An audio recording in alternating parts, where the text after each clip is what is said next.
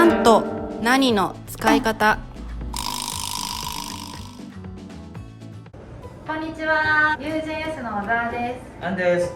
今日はなんと何の使い方を説明します。では始めましょう。すみません、今何時ですか？今1時ですよ。どうも。と足しまして。今何時ですか？では宿題を配ります。先生、はい。今日の宿題は何枚ですか3枚です。？3枚？何枚ですか？なんの使い方です。なんは数える言葉と一緒に使います。例えば、今何時ですか？家族は何人ですか？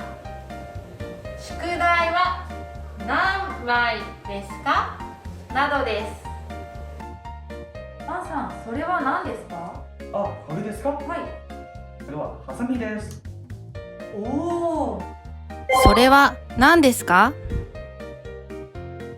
アンさん、はい。それは何の雑誌ですか？釣りの雑誌です。私は釣りが好きです。釣りは楽ですから。あ、そうですか。はい。何の雑誌ですか？アクション。不好意思、不好意思。アンさん、何と言いましたか？中国ですいませんと言いました。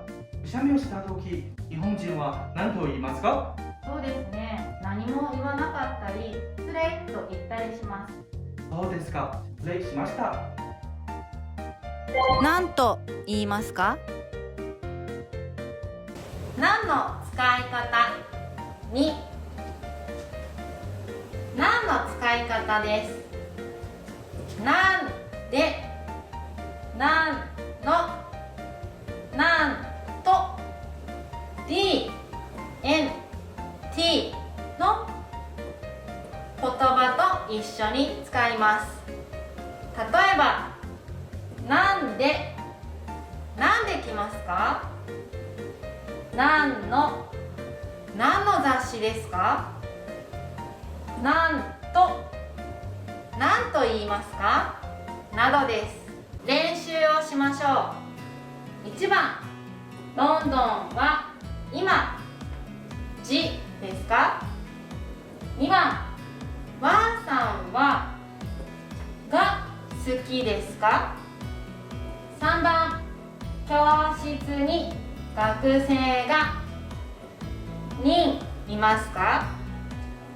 4 番、キムさんは語を話しますか？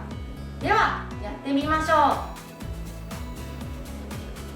う。答えです。1、ロンドンは今何時ですか？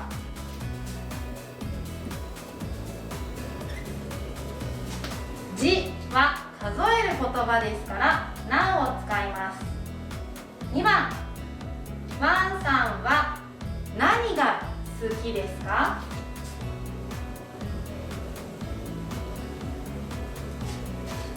何の後ろに数える言葉がありません。それからで、の、との言葉もありませんから何を使います。3番、教室に学生が何人いますか？2は数える言葉ですから何を使います。4番、キムさんは何語を話しますか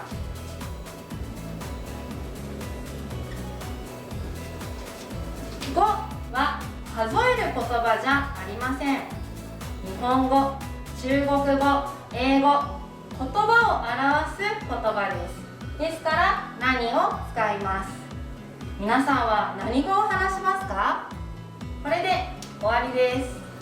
見てくれてありがとうございました。次の動画でお会いしましょう。さようなら。